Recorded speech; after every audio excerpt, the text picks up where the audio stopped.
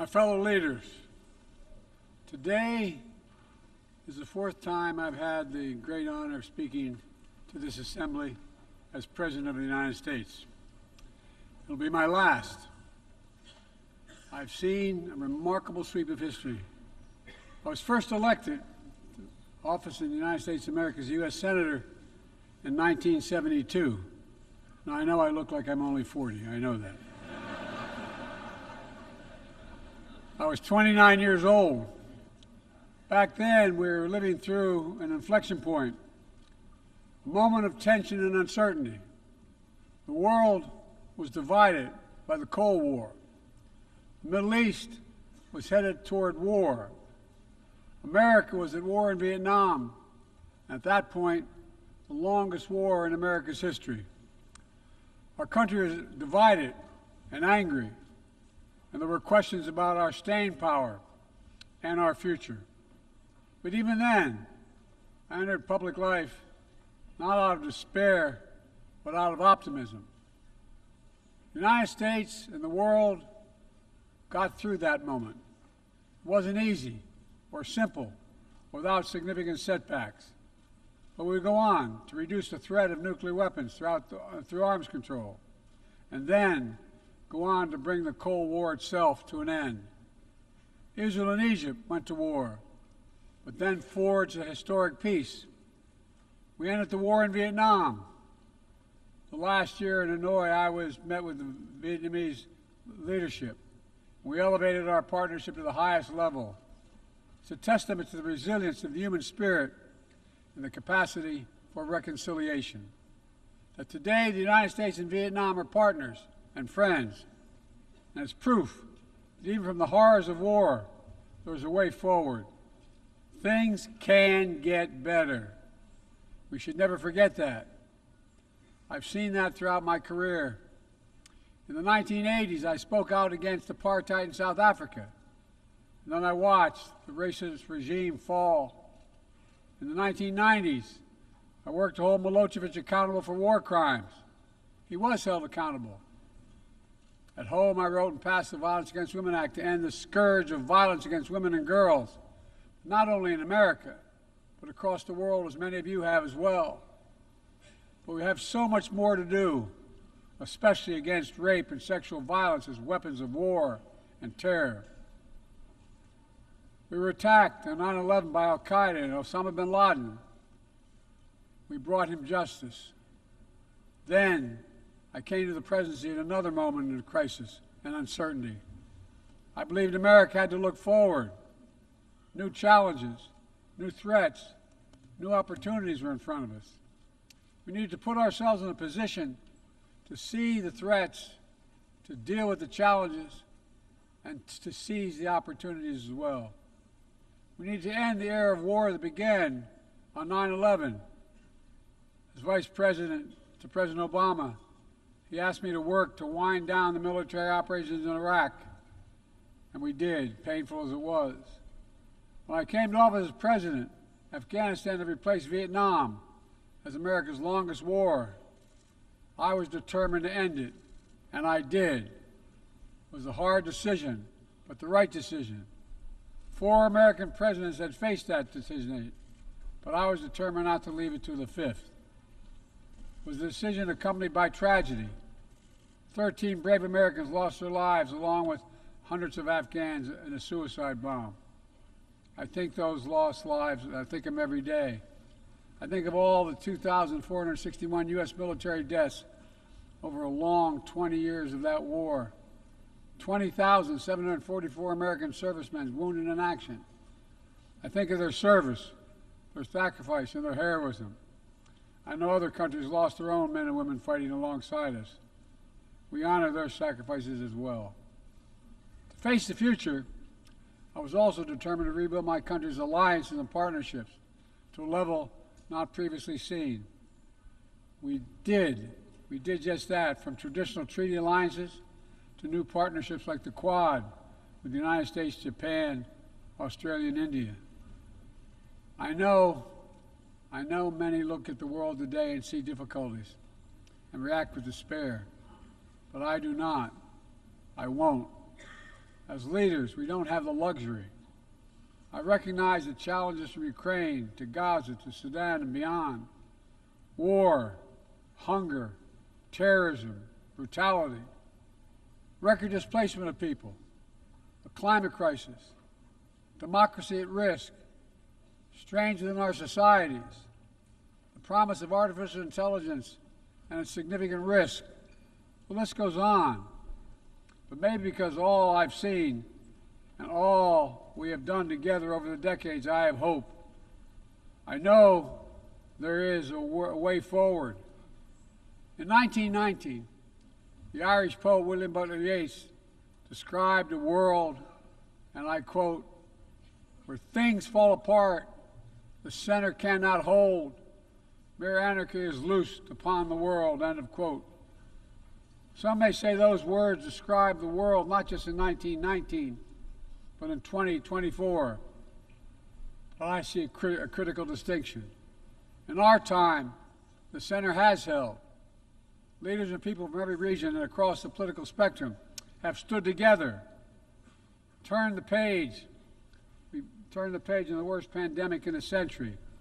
We made sure COVID no longer controls our lives.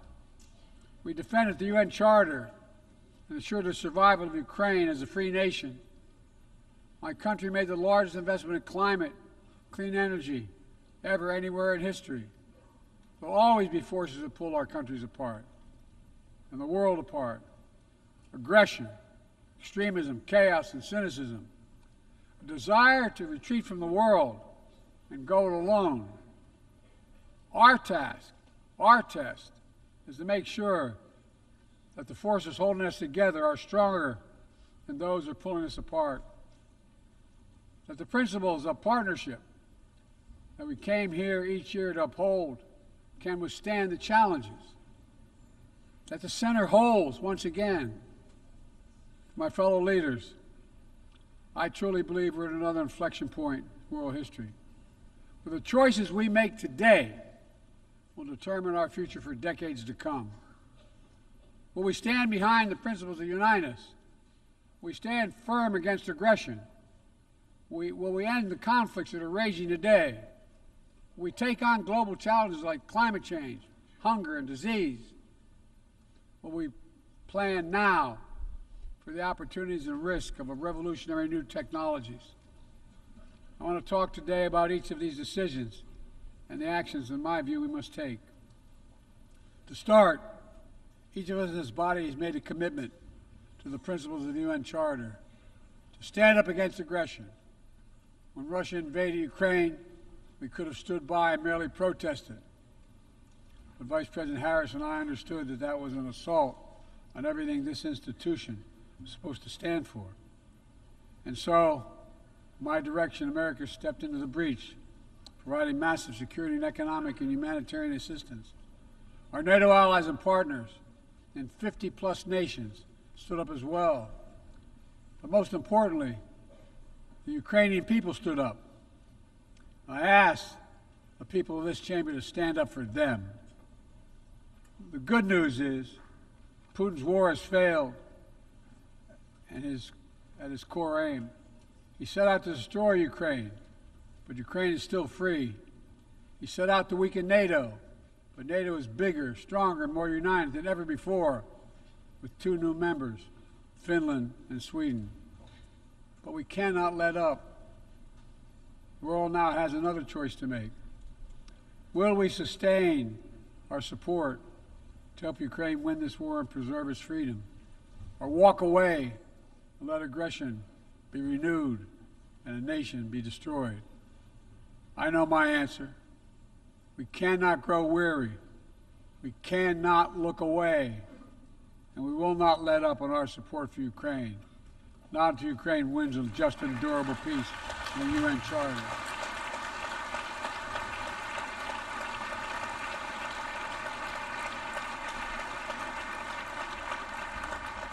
We also need to uphold our principles as we seek to responsibly manage the competition with China so it does not veer into conflict. We stand ready to cooperate on urgent challenges for the good of our people and the people everywhere. We recently resumed cooperation with China to stop the flow of deadly synthetic narcotics.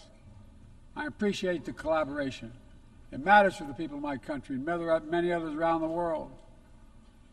On matters of conviction, the United States is unabashed, pushing back against unfair economic competition, against military coercion of other nations in the South China Sea, in maintaining peace and stability across the Taiwan Straits, in protecting our most advanced technologies so they cannot be used against us or any of our partners.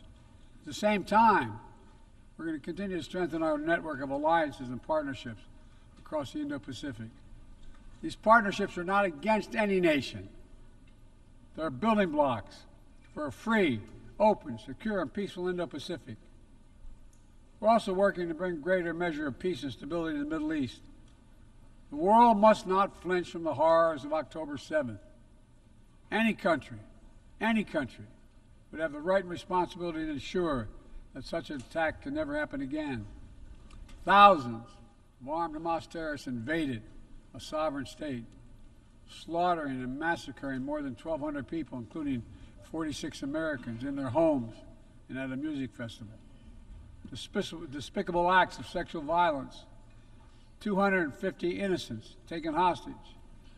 I've met with the families of those hostages. I've grieved with them. They're going through hell. Innocent civilians in Gaza are also going through hell. Thousands and thousands killed, including aid workers. Too many families dislocated, crowding into tents, facing a dire humanitarian situation. They did not ask for this war that Hamas started.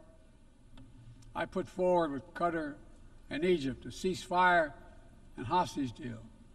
It's been endorsed by the UN Security Council. Now is the time for the parties to finalize its terms, bring the hostages home, and secure security for Israel and Gaza free of Hamas' grip, ease the suffering in Gaza, and end this war. On October 7th,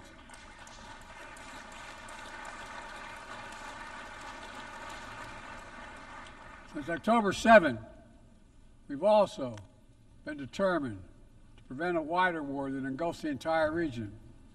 Hezbollah, unprovoked, joined the October 7th attack, launching rockets into Israel. Almost a year later, too many on each side of the Israeli-Lebanon border remain displaced. Full-scale war is not in anyone's interest. Even as the situation has escalated, a diplomatic solution is still possible. In fact, it remains the only path to lasting security to allow the residents from both countries to return to their homes and the border safely.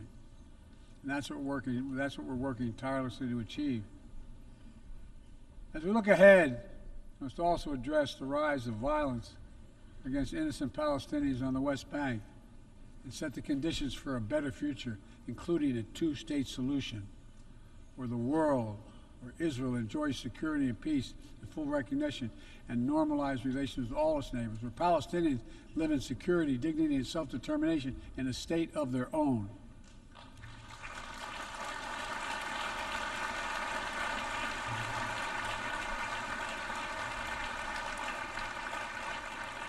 Progress toward peace will put us in a stronger position to deal with the ongoing threat posed by Iran. Together we must deny oxygen to its terrorist proxies, which have called for more October 7th and ensure that Iran will never, ever obtain a nuclear weapon. Gaza is not the only conflict that deserves our outrage. In Sudan, a bloody civil war unleashed one of the world's worst humanitarian crises. 8 million on the brink of famine. Hundreds of thousands already there. Atrocities in Darfur and elsewhere. The United States has led the world in providing humanitarian aid to Sudan. And with our partners, we've led diplomatic talks to try to silence the guns and avert a wider famine. The world needs to stop arming the generals, to speak with one voice and tell them, stop tearing your country apart. Stop blocking aid to the Sudanese people. End this war now.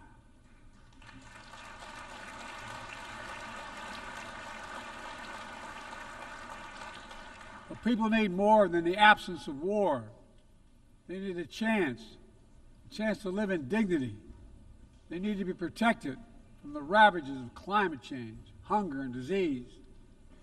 Our administration has invested over $150 billion to make progress in other sustainable development goals.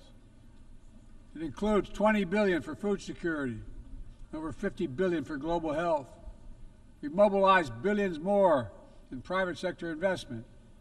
We've taken the most ambitious climate action in history.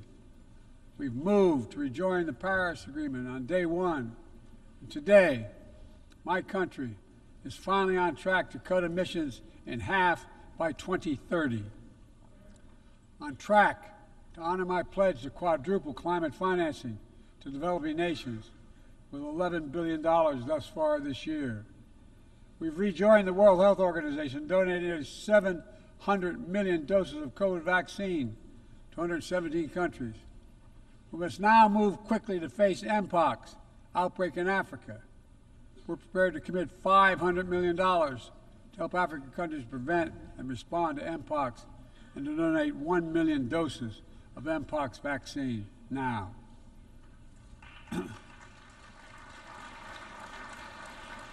We call on our partners to match our pledge and make this a billion-dollar commitment to the people of Africa. Beyond the core necessities of food and health, the United States, the G7, and our partners have embarked on an ambitious initiative to mobilize and deliver significant finance to the developing world. We're working to help countries build out their infrastructure, to clean energy transition, to their digital transformation, to lay new economic foundations for a prosperous future. It's called the Partnership for Global Infrastructure and Investment. We've already started to see the fruits of this emerge in Southern Africa and Southeast Asia and in the Americas. We have to keep it going. I want to get things done together. In order to do that, we must build a stronger, more effective, and more inclusive United Nations. The UN needs to adapt and bring new voices and new perspectives. That's why we support reforming and expanding the membership of the UN Security Council.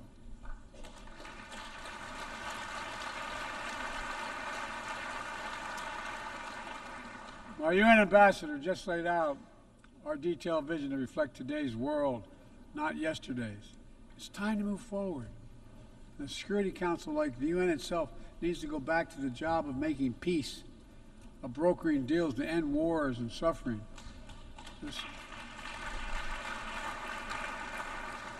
And to stop the spread of the most dangerous weapons, of stabilizing troubled regions in East Africa, from East Africa to Haiti, to Kenya-led mission that's working alongside the Haitian people to turn the tide. We also have a responsibility to prepare our citizens for the future. We'll see more technological change, I argue, in the next 2 to 10 years than we have in the last 50 years. Artificial intelligence is going to change our ways of life, our ways of work, and our ways of war. It could usher in scientific progress at a pace never seen before, and much of it could make our lives better. But AI also brings profound risks, from deep fakes to disinformation, to novel pathogens, to bioweapons. We've worked at home and abroad to define the new norms and standards. This year, we achieved the first ever General Assembly resolution on AI to start developing global rules of the road. We also announced a declaration on the responsible use of AI, joined by 60 countries in this chamber. But let's be honest, this is just the tip of the iceberg, what we need to do to manage this new technology. Nothing is certain about how AI will evolve or how it will be deployed. No one knows all the answers. My fellow leaders, it's with humility I offer 2 questions. First, how do we as an international community govern AI? As countries and companies race to uncertain frontiers, we need an equally urgent effort to ensure AI's safety, security, and trustworthiness.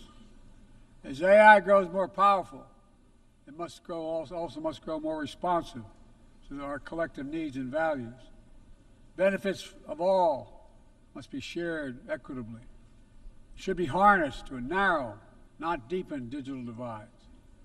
Second, will we ensure that AI supports rather than undermines the core principles that human life has value and all humans deserve dignity? We must make certain that the awesome capabilities of AI will be used to uplift and empower everyday people, not to give dictators more powerful shackles on the human spirit. In the years ahead, there may well be no greater test of our leadership than how we deal with AI. Let me close with this. Even as we navigate so much change, one thing must not change. We must never forget who we're here to represent. We, the people. These are the first words of our Constitution, the very idea of America. They inspired the opening words of the UN Charter. I made the preservation of democracy the central cause of my presidency. This summer, I faced a decision whether to seek a second term as president. It was a difficult decision. Being president has been the honor of my life. There's so much more I want to get done. As much as I love the job, I love my country more. I decided after 50 years of public service, it's time for a new generation of leadership to take my nation forward. My fellow leaders, let us never forget, some things are more important than staying in power. It's your people.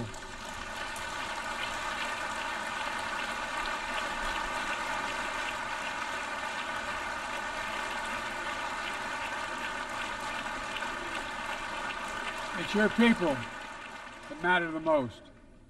Never forget, we are here to serve the people, not the other way around.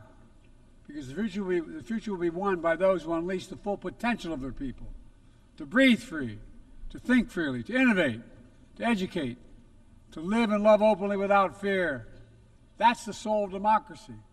It does not belong to any one country. I've seen it all around the world, in the brave men and women who ended apartheid, brought down the Berlin Wall, fight today for freedom and justice and dignity.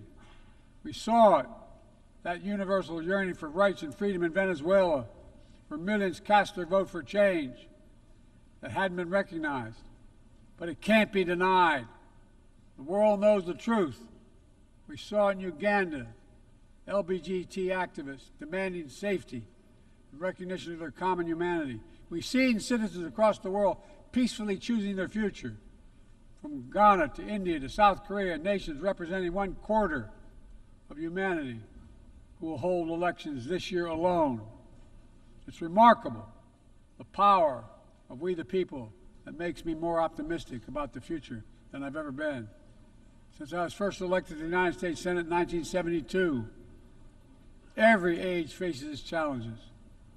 I saw it as a young man. I see it today. But we are stronger than we think. We're stronger together than alone. And what the people call impossible is just an illusion.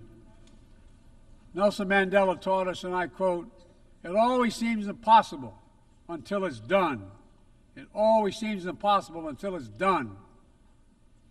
My fellow leaders, there's nothing that's beyond our capacity if we work together. Let's work together. God bless you all, and may God protect all those who seek peace. Thank you.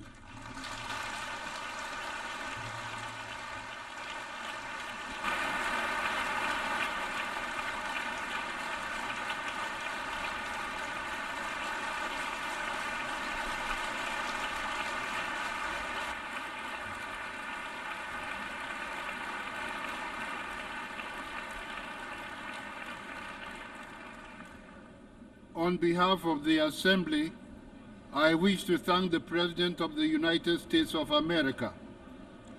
May I request representatives to remain seated while we suspend the meeting for 5 minutes before resuming to hear the next speaker.